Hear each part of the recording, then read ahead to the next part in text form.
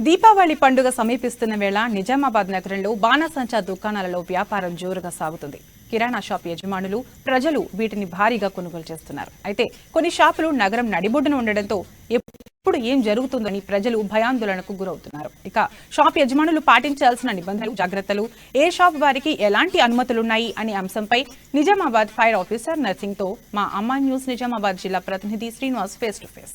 మరికొన్ని రోజుల్లోనే దీపావళి వచ్చేస్తున్న నేపథ్యంలో కూడా నగర వ్యాప్తంగా అయితే బాణసంచాని పెద్ద మొత్తంలో అయితే షాపులు ఏర్పాటు చేస్తున్న పరిస్థితి ఉంది. నగరంలో ఎక్కడ చూసినా కూడా ఈ సందడి అనేది మరో 2 రోజులు ఉన్న నేపథ్యంలో మనం ప్రస్తుతం ఇక్కడ ఫైర్ సంబంధించిన స్టేషన్లో ఉన్నాము. మనకు స్టేషన్ ఆఫీసర్ నర్సింగ్ గారు ఉన్నారు, వాళ్ళతో మాట్లాడే ప్రయత్నం చేద్దాం. చెప్పండి సార్, నిజామాబాద్ ఏదైతే నగరంలో ఏర్పాటు చేస్తున్న ఫైర్ మన ఏదైతే ఈ టపాకాయ షాపులు ఉన్నాయి దాని పట్ల ఎట్లాంటి చర్యలు తీసుకున్నారు, ఎలా ఉంది పరిస్థితి?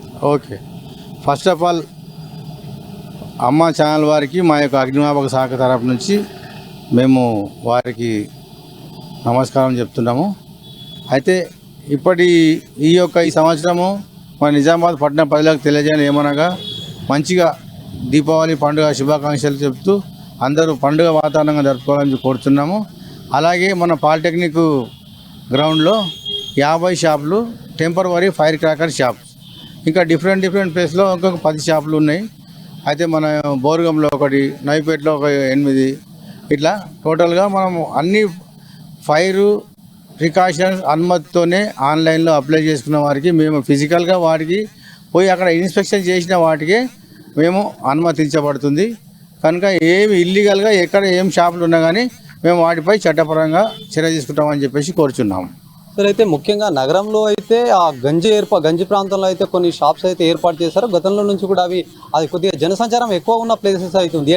వాటి పట్ల ఎట్లాంటి యాక్షన్ తీసుకుంటున్నారు? ఓకే, అవి కూడా మేము కూడా వాటిని తిరస్కరించిన వాటిని మా ఎన్ఓసి ఫైర్ సర్వీస్ ఎన్ఓసి ఏం లేదు. అది ఎక్స్ప్లోజింగ్ వాళ్ళు హైదరాబాద్ నుంచి తీసుకొచ్చుకుంటే మేము నిన్న పోయి రైడ్ చేసేసి అవి కూడా డాక్యుమెంట్స్ తీసుకొచ్చినాం. వాళ్ళకి రెన్యువల్ ఆల్రెడీ వాళ్ళు ఇచ్చారు, 23, 21 వరకు ఉన్నాయి వాళ్ళకు.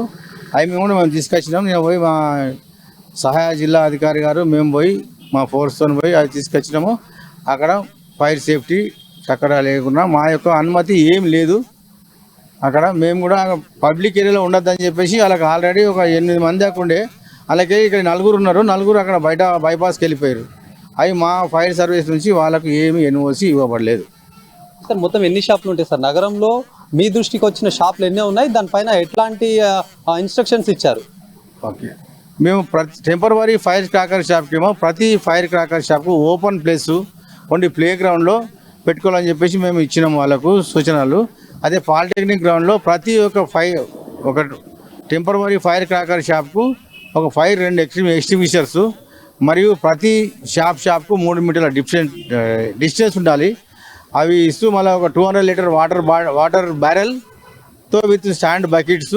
మేము ఈ అన్ని ఫైర్ ప్రికాషన్తో అవన్నీ మెజర్మెంట్ ఉంటేనే మేము ఎన్ఓసి మా యొక్క ఆఫీసర్స్ అప్రూవల్ చేస్తారని చెప్పేసి కోరుకుంటున్నాము. ఇల్లీగల్ షాప్స్ ఏమి లేవు. ఇల్లీగల్ షాప్స్ ఏమున్నా కానీ మేము వాటిపై తగిన చర్యలు తీసుకుంటాము. కిరాణా దుకాణం ముంగట ఒక టేబుల్ పెట్టుకొని బెంచ్ పెట్టుకొని అమ్ముడు అది సమావేశం కాదు, అది మా అందరికీ మంచిది కాదు.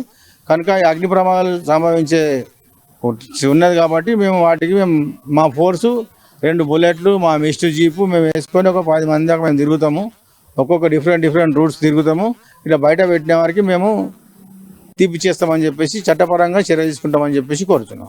ఈ నిజామాబాద్ నగరంలో ఏర్పాటు చేసినటువంటి ఏదైతే క్రాకర్ సంబంధించిన షాపులు అయితే ఇల్లీగల్గా ఉన్న వాటిపైన ఖచ్చితంగా అయితే మేము దాడులు నిర్వహిస్తాము. ఏదైనా సమాచారం ఎవరైనా తెలిసిన వాళ్ళు కూడా చుట్టుపక్కల ఎవరిచ్చినా కూడా మేము ఇమీడియట్గా వాటికైతే స్పందించి ఇలాంటి ఇబ్బందులు లేకుండా అయితే చూసాము. నగరంలో అయితే ఇక్కడ మున్సిపల్ గ్రౌండ్లో అయితే ఒక 50 షాపులు, తర్వాత వివిధ కాలనీలో అయితే ఒక 4 షాపులు, మొత్తానికి నిజామాబాద్లో అయితే ఒక 54 షాపులు అయితే ఉన్నాయి. మిగతా రూరల్ సంబంధించిన అయితే ఇంకొక 11 షాపులు అయితే అనుమతి ఇచ్చామని చెప్తున్న పరిస్థితి కనిపిస్తుంది.